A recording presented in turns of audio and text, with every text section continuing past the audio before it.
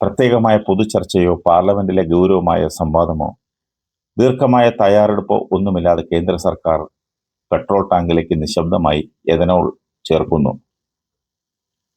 ആദ്യം ഒരു രാത്രി പെട്ടെന്നൊരു പ്രഖ്യാപനം വന്നു. വർഷങ്ങൾക്ക് മുമ്പ് രാജ്യം മുഴുവൻ നോട്ട് നിരോധനം. പരീക്ഷണത്തിലേക്ക് അത് തള്ളിക്കയറ്റപ്പെട്ടു. ATMകൾക്ക് മുന്നിൽ സ്വന്തം കഷ്ടപ്പാടിന്റെ വിയർപ്പിന്റെ പണം തിരികെ ലഭിക്കാനായി ജനങ്ങൾ നീണ്ട നിരയിൽ നിന്നു. കയ്യിലുണ്ടായിരുന്ന 1000-ന്റെയും 2000-ന്റെയും നോട്ടുകൾ ഒരു രാത്രി കൊണ്ട് വിലക്കപ്പെട്ട കടലാസുകളായി മാറി.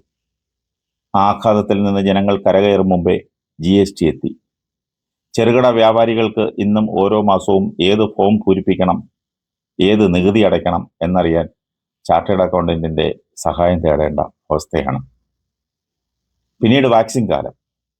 രോഗത്തെക്കാളും രാവിലെ എഴുന്നേറ്റ് ഓൺലൈനിൽ സ്ലോട്ട് ബുക്ക് ചെയ്യാനുള്ള ഓട്ടപ്പാച്ചിലായിരുന്നു പലരുടെയും ആശങ്ക. ദുരന്തകാലത്തും അവസരം കണ്ടെത്തുന്ന സംവിധാനത്തിന്റെ മറ്റൊരു മുഖം ജനങ്ങൾ കണ്ടു. ഇപ്പോൾ എഥനോൾ കലർത്തിയ ഇന്ധനം. പരിസ്ഥിതി സംരക്ഷണം തീർച്ചയായും പ്രധാനമാണ്. പക്ഷേ ഓരോ രാവിലെയും വാഹനം സ്റ്റാർട്ട് ചെയ്യുമ്പോൾ ഒരു സാധാരണ മധ്യവർഗക്കാരൻ പ്രാർത്ഥിക്കുന്നത് ഒന്നേ ഉള്ളൂ: ദൈവമേ, എഞ്ചിന് ഒന്നും സംഭവിക്കാതിരിക്കട്ടെ, മൈലേജും കുറയാതിരിക്കട്ടെ.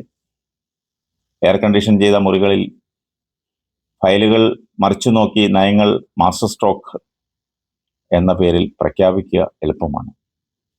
എന്നാൽ അതിൻ്റെ യഥാർത്ഥ ആഘാതം അനുഭവിക്കുന്നത്, അതിൻ്റെ ദുരിതം അനുഭവിക്കുന്നത് വെയിലത്ത് വിയർത്ത് ജീവിക്കുന്ന സാധാരണക്കാരാണ്. ആദ്യം നയങ്ങൾ നടപ്പാക്കും, പിന്നീട് അതിൻ്റെ പാർശ്വഫലങ്ങൾ ജനങ്ങളുടെ പോക്കറ്റ് കാലിയായ ശേഷമാണ് വിലയിരുത്തുന്നത്. പരീക്ഷണങ്ങൾ നടത്തുന്നതിൽ തെറ്റില്ല. പക്ഷേ പരീക്ഷണശാലയിലെ എലികൾക്ക് പോലും തയ്യാറാകാൻ സമയം നൽകാറുണ്ട്. ഓരോ തവണയും രാജ്യത്തെ മുഴുവൻ ജനങ്ങളെയാണോ നേരിട്ട് ലൈവ് എക്സ്പെരിമെന്റ് ആക്കേണ്ടത്?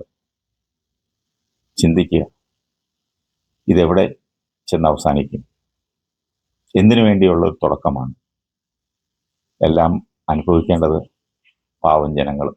ജനങ്ങളുടെ മേലിൽ അടിച്ചേൽപ്പിക്കുന്ന ഓരോ വികസനവും അതിൻ്റെ പാപഭാരം മുഴുവൻ ചുമക്കേണ്ടത് ജനങ്ങൾ തന്നെയാണ്.